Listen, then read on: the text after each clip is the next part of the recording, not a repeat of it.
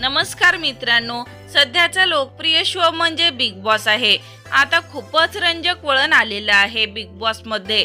Big boss Marathi season 6 चा grand finale आता काहीच तासात उरलेला आहे आणि ग्रँड फिनालेचा पहिला प्रोमो समोर आला आहे, ज्यामध्ये रितेश देशमुखने घरात 5ही सदस्यांना 5 लाख रुपयांची ऑफर दिली आहे। जो सदस्य बजर वाजवून स्वतःला एलिमिनेट करेल त्याला 5 लाख रुपये मिळतील आणि यावेळी राकेश बापट हा फक्त बजेटच्या दिशेने जाताना दिसत आहे। यामुळे सर्वजण शॉक झाले आहेत। मात्र हा प्रोमो पूर्णपणे मिसगाईड आहे। राकेश बापटने पैसे उचललेले नाहीयेत, कारण टॉप 5 पर्यंत आलेला राकेश बापट 5 लाख रुपयांसाठी घरातून बाहेर पडणं असं वाटत नाहीये। तर इथे अनुश्री 5 लाख रुपये उचलू शकते, कारण तिचा कॉन्फिडन्स खूपच कमी वाटत आहे। सुरुवातीपासून तन्वी कोलते विनर होणार असं घरामध्ये बोललं जात आहे। इतकंच काय तर घरामध्ये जे गेस्ट आले होते त्यांनी देखील तन्वीचंच कौतुक केलं होतं आणि ट्रॉफीची ही दावेदार आहे असं बोलले जात आहे।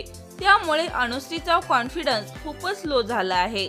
वोटिंग मध्ये अनुश्री नंबर 1 ला आहे, मात्र तिला खरंच वाटत नाहीये की ती जिंकेल आणि कदाचित या भीतीने ती 5 लाख रुपये उचलू शकते।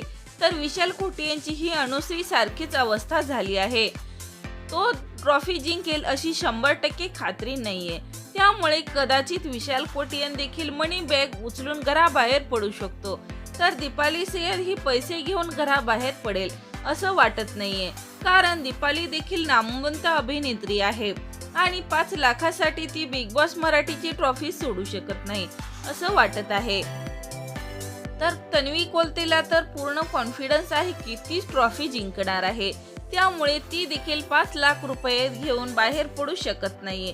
त्यामुळे आता विशाल आणि अनुश्री मध्येच 5 लाखांची बॅग घेऊन कोणीतरी एक सदस्य बाहेर पडेल अशी जास्तीत जास्त शक्यता वर्तवली जात आहे। तर मित्रांनो, या 5 सदस्यापैकी कोणता सदस्य 5 लाखाची मनी बॅग उचलेल असं तुम्हाला वाटतं? कमेंट करून नक्की सांगा। तोपर्यंत धन्यवाद।